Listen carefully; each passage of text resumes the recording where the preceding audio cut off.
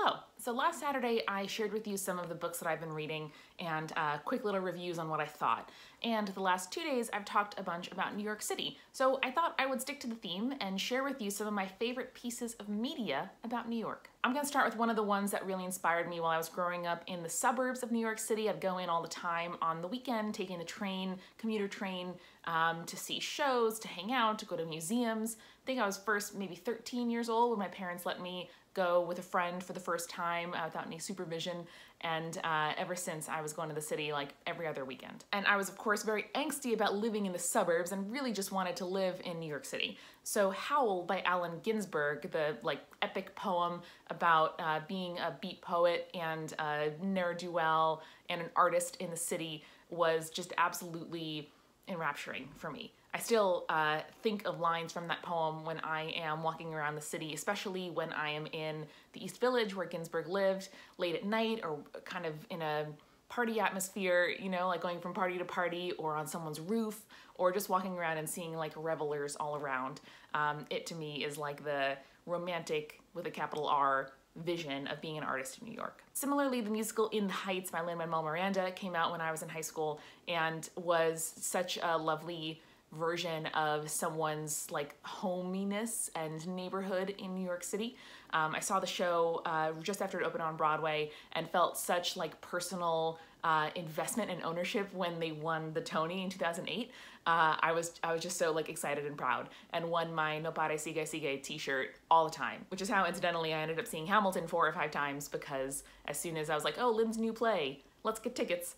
And it ended up being a phenom. I discovered Leaves of Grass by Walt Whitman a little bit earlier than these two examples, but it has been more of a like slow unfolding of inspiration for me. So Walt Whitman is a poet that was born on Long Island, grew up around there in the city, lived in Brooklyn and New Jersey, and was just very much like a tri-state area poet. And I ended up studying him not just in middle school, which is where I was introduced to his work, but then in college as an American literature, staple in the classes that I took.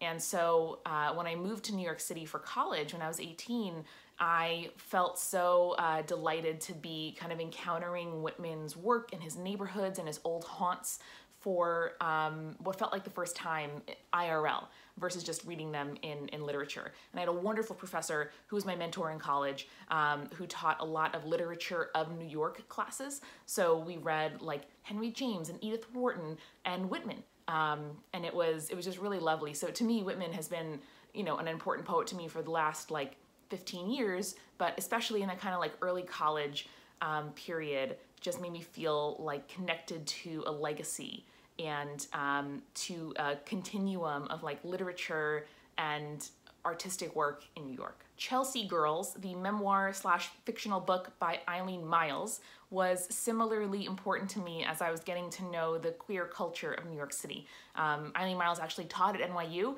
and I know someone who took her class. I'm very jealous. I didn't get the chance to do so, but this book is a kind of tale of being a young adult in the village in the 70s, and a picture of like one version of queer life that you don't often see depicted places.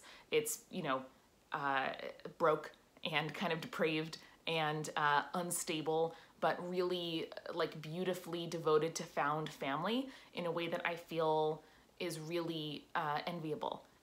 So when I first read it, I think I was just coming out of college, or maybe 2 years out, and it was really, I don't know, like made me feel like I could see myself in past versions of people's experiences in the city. A completely different emotional experience was Sweetbitter by Stephanie Danier.